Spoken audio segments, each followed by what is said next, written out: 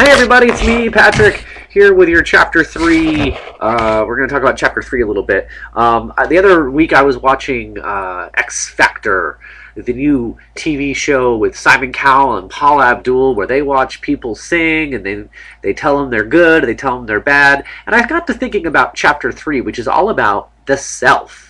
And so I'm going to talk a little bit about the self today. And I'm not going to do it like Simon Cowell. That must be the worst educational video I have ever seen. I must say, I don't think it was very good. Just kidding. No, I'm not going to do it like that at all. I'm going to explain a little bit about how self-concept and self-esteem forms. But first, let's talk about the difference between self-concept and self-esteem. Let's pretend this is your self-concept. Your self-concept is simply a description of who you are. So I believe that I am a screwdriver, and I believe that I have a yellow/orange handle, and I believe that I am actually a toy. That is my self-concept. Now, if I was going to talk about self-esteem, I would say I believe that I am a fun toy, that I'm an exciting toy, that I'm a toy that people would enjoy playing with because I'm a good toy. That would be a positive self-esteem. A negative self-esteem would be this: I am a horrible toy. I'm the kind of toy nobody wants to play with. I'm just an oversized screwdriver. What are people going to do with me? I suck. And that is self-esteem. So, to be clear, self-esteem is when you evaluate yourself or others. You might evaluate who you are and how you do things.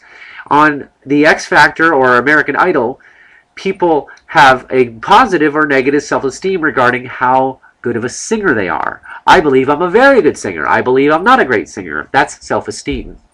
Self-concept is simply identifying yourself as a singer or not, or identifying yourself as a student or not, identifying yourself as a husband or wife or not, identifying yourself as a child or a brother or a sister. These are all parts of your self-concept.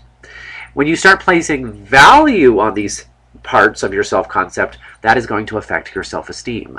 I am a good singer. I am a good teacher. I am a good husband. I am a good whatever it might be. So that's the difference between self-concept and self-esteem. One identifies just a description of who you are, and the other identifies how good you think you are at that. Now that we've talked about self-concept and self-esteem, let's talk about two ways that these are formed. The one way that I'm going to talk about first is called reflected appraisal.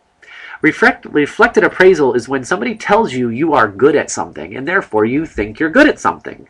So for example, I go to karaoke, and my friend says, "Wow, you're a really good singer."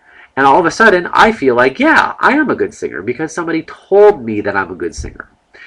On the other hand, I go to karaoke and I really stink it up. And they say, "Wow, you're not a very good singer." And I say, "Yeah, I'm not a very good singer." So reflected appraisal is simply reflecting what other people are telling you. Now, the other kind of way that self-esteem and self-concept is formed is by using something called social comparison. Social comparison is when you compare yourself to somebody else and you say, I am the same, better, or worse than that person. So I see somebody singing. Say I watch American Idol and I see somebody who sounds really bad. And I go, I can sing better than that person. That's called social comparison. If I see somebody who sings better than me, I say, oh, I can't sing as well as that person. That is also social comparison. So you see social comparison, kind of similar to reflected appraisal, except you're comparing yourself to somebody else, as opposed to with reflected appraisal, somebody's telling you what you are and you're reflecting that back. So today we talked about the difference between self-concept and self-esteem, as well as social comparison and reflected appraisal. These are things from Chapter 3 I really would like you to know. If you have any questions, as always, let me know. Otherwise, have a great day. It's a 3D image. Hey, bye.